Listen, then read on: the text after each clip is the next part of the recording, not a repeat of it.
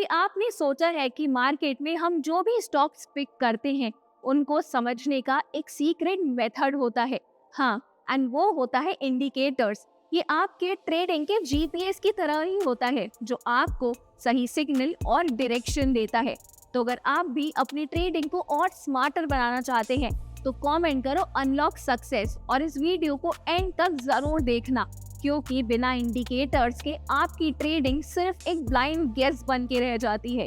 And अपनी trading journey and technical analysis को और भी स्ट्रॉन्ग करने के लिए एंजल वन के इस यूट्यूब चैनल को सब्सक्राइब करके बेल आइकन जरूर प्रेस कर लेना, ताकि हमारी सीरीज का कोई भी एपिसोड आपसे मिस ना हो जाए।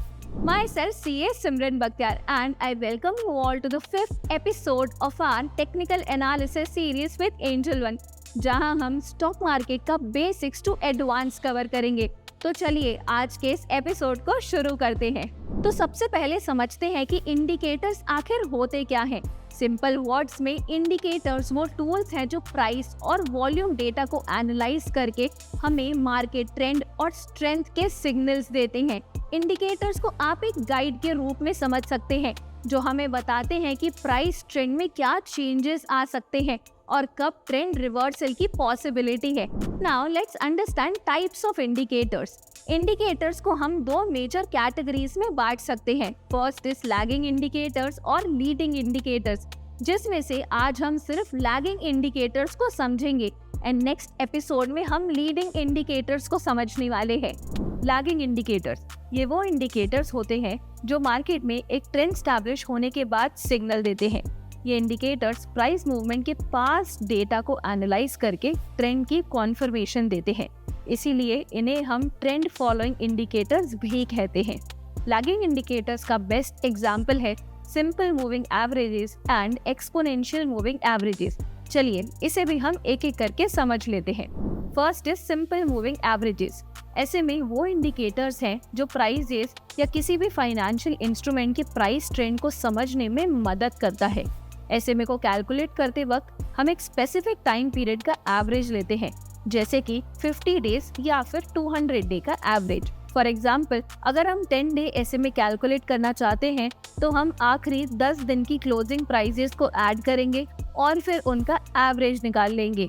इससे हमें इस तरह की एक स्मूथ लाइन मिलती है जो मार्केट के शॉर्ट टर्म ट्रेंड को दिखाती है। एसएमए का यूज हम प्राइस के डायरेक्शन को समझने के लिए करते हैं। First is bullish trend.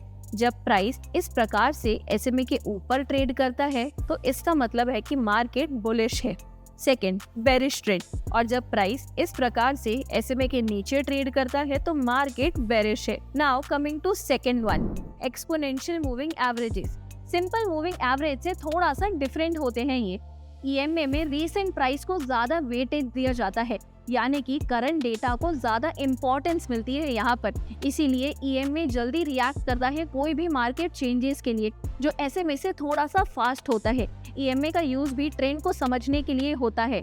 First is bullish trend. जब प्राइस कुछ इस तरीके से ईएमए के ऊपर होता है तो मार्केट को बुलिश माना जाता है, और जब प्राइस कुछ इस तरीके से ईएमए के नीचे होता है तो मार्केट को बेरिश माना जाता है। ईएमए का एक कॉमन यूज होता है जब शॉर्ट टर्म ईएमए जैसे 12 डे ईएमए को लॉन्गर टर्म ईएमए जैसे कि 26 डे ईएमए के साथ कंपेयर करते हैं। अगर short term EMA long term EMA के ऊपर इस तरीके से क्रॉस करे तो ये बाय का सिग्नल हो सकता है, और इस तरीके से नीचे से क्रॉस करे तो सेल का सिग्नल होता है।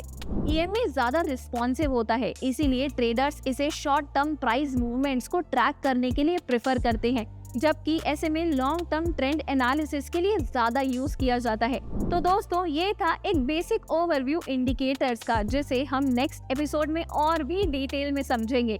पिछले एपिसोड में हमने ट्रेंड एंड ट्रेंड लाइंस और सपोर्ट एंड रेजिस्टेंस को समझा था। अगर आपने वो एपिसोड नहीं देखा है तो वीडियो का लिंक आई बटन में मिल जाएगा। अगर टेक्निकल एनालिसिस से रिलेटेड आपका कोई भी सवाल है तो आप नीचे कमेंट्स में हमसे पूछ सकते हैं।